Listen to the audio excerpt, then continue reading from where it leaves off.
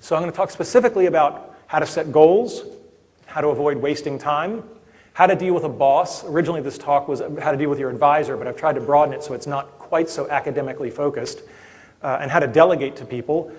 Some specific skills and tools that I might recommend to help you get more out of the day, and to deal with the real problems in our life, which are stress and procrastination. I mean, if you can lick that last one, you're probably in good shape.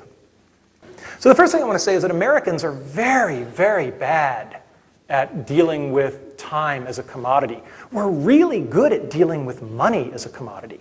I mean, we're, as a culture, very interested in money, and how much somebody earns is a status thing, and so on and so forth. But we don't really have time elevated to that. People waste their time, and it just always fascinates me. And one of the things that I noticed is that very few people equate time and money, and they're very, very equatable. So let's talk first about goals, priorities, and planning. Anytime anything crosses your life, you've got to ask, this thing I'm thinking about doing, why am I doing it? Almost no one that I know starts with the core principle of, there's this thing on my to-do list, why is it there? Because if you start asking, well, why is, I mean, again, my kids are great at this. That's all I ever hear at home is, why? Why? Why? Right? And sooner or later, they're going to stop saying why, and they're just going to say, okay, I'll do it. Right?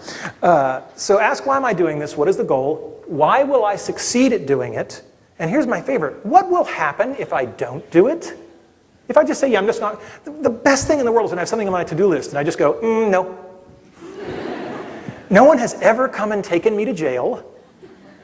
The other thing to keep in mind when you're doing goal setting is a lot of people focus on doing things right. I think it's very dangerous to focus on doing things right. I think it's much more important to do the right things. If you do the right things adequately, that's much more important than doing the wrong things beautifully. All right? Doesn't matter how well you polish the underside of the banister. Okay? And keep that in mind. The other thing to remember is that experience comes with time, and it's really, really valuable, and there are no shortcuts to getting it. So good judgment comes from experience, and experience comes from bad judgment. So if things aren't going well, that probably means you're learning a lot and it'll go better later. This is, by the way, why we pay so much in American society for people who are, typically older but have done lots of things in their past, because we're paying for their experience, because we know that experience is one of the things you can't fake. All right. Planning is very important. One of the time management cliches is planning to fail. Failing to plan is planning to fail. And planning has to be done at multiple levels. I have a plan every morning when I wake up and I say, what do I need to get done today? What do I need to get done this week? What do I need to get done each semester? That's sort of the time quanta, because I'm an academic. And that doesn't mean you're locked into it. And people say, well, yeah, but things are so fluid.